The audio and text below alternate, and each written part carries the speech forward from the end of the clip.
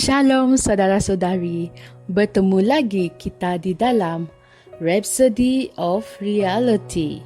Ajaran Pastor Chris hari ini bertajuk Berdoa selaras dengan keinginannya. Ayat pembukaan kita diambil dari 1 Yohanes 5 ayat 18 yang berbunyi, dan inilah keyakinan, jaminan, keberanian yang kita miliki di dalam Dia. Kita yakin bahawa jika kita meminta sesuatu, membuat apa-apa permintaan menurut kehendaknya selaras dengan rancangannya sendiri, Dia akan mendengarkan kita dan mengabulkan doa kita. Haleluya. Saudara-saudari, kadang-kadang orang berdoa, "Ya Bapa, biarlah kehendak-Mu terjadi," tanpa menyedari kepentingan kenyataan ini. Ia bukan sesuatu yang boleh dinyatakan secara sambil lewat. Kamu tidak hanya berkata, "Biarlah kehendak-Mu yang menjadi." Kamu perlu tahu apakah kehendak itu. Apabila Yesus berdoa dan mengucapkan kata-kata yang sama itu, Dia tahu dengan tepat apa kehendak Bapa dan Dia menyebutnya.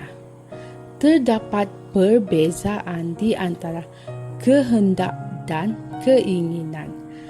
Hakikat bahawa sesuatu itu adalah kehendak Tuhan pada masa yang tertentu tidak bermakna itu adalah keinginannya. Saya akan memberikan kamu satu contoh dari Alkitab. Dalam Yesaya 38, Alkitab menceritakan sebuah kisah tentang Raja Hizkia yang sedang sakit. Nabi Yesaya diutus oleh Tuhan kepadanya untuk menyuruhnya menyelesaikan segala urusannya kerana dia akan mati. Pada saat itu, Tuhan menyatakan kehendaknya yang jelas untuk kehidupan Raja Hizkia. Selepas menerima mesej ini daripada Nabi, Hizkia memalingkan mukanya ke dinding dan berdoa kepada Tuhan sambil menangis. Alkitab berkata, maka berfirmanlah Tuhan kepada Yesaya, "Pergilah dan katakanlah kepada Hizkia, beginilah firman Tuhan, Allah Daud bapa leluhurmu, telah kudengarkan doamu dan telah kulihatkan air matamu. Sesungguhnya aku memanjangkan hidupmu 15 tahun lagi." Haleluya.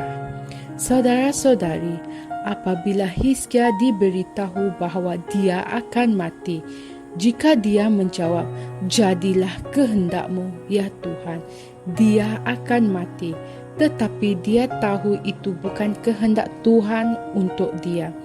Dia tahu Tuhan telah menciptakan dia bagi pujiannya, dan dalam doanya dia berkata kepada Tuhan, "Orang mati tidak dapat memuliakan Engkau, hanya orang yang hidup boleh memuji Engkau, sebagaimana yang aku lakukan hari ini." Baca Yesaya 38 ayat 18 hingga 19.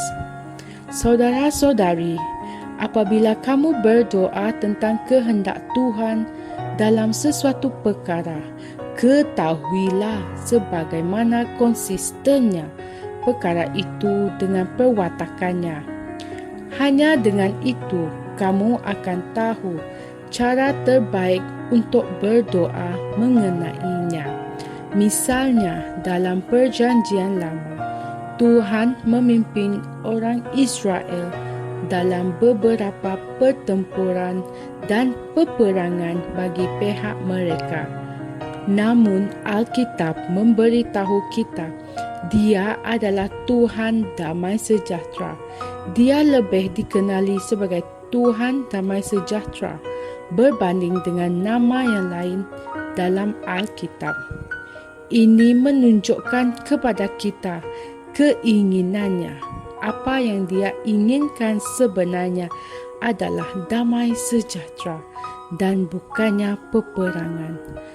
Pemahaman seperti ini akan membantu kamu berdoa sentiasa selaras dengan keinginannya seperti yang dinyatakan dalam firman-Nya. Haleluya.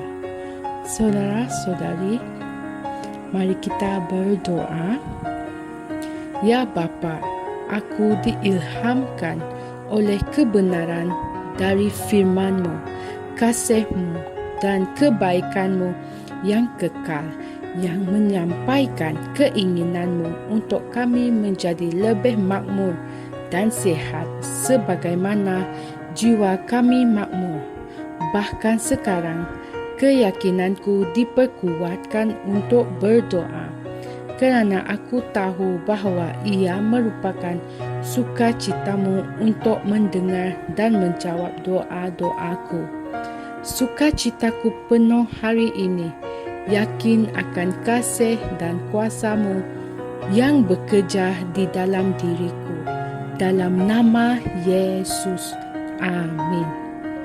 Saudara-saudari, renungan tambahan kita diambil dari 1 Petrus 3 ayat 12, Roma 8 ayat 26 hingga 27, dan Lukas 22 ayat 41 hingga 44.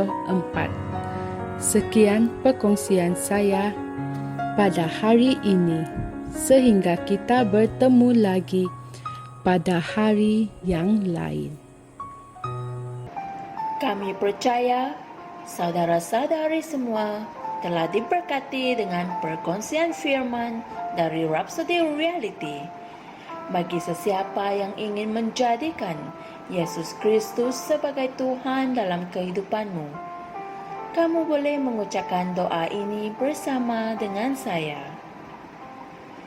Ya Tuhan Allah, aku mempercayai Yesus Kristus, Anak Allah yang hidup dengan sepenuh hatiku. Aku percaya Dia telah mati untukku dan Allah telah membangkitkan Dia dari kematian. Aku percaya Dia hidup hari ini. Aku mengaku dengan mulutku bahawa Yesus Kristus adalah Tuhan dalam hidupku mulai dari hari ini. Melalui Dia dan di dalam nama-Nya, aku mempunyai kehidupan yang kekal. Aku telah dilahirkan semula. Terima kasih Allah kerana menyelamatkan jiwaku. Aku sekarang adalah anak Allah. Haleluya. Tahniah, sekarang kamu telah menjadi anak Allah.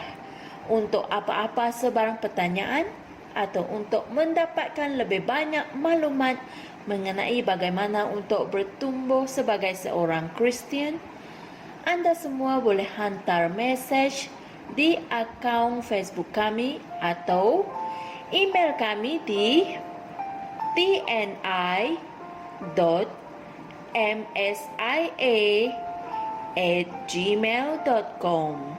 Sekali lagi, tni.msia@gmail.com.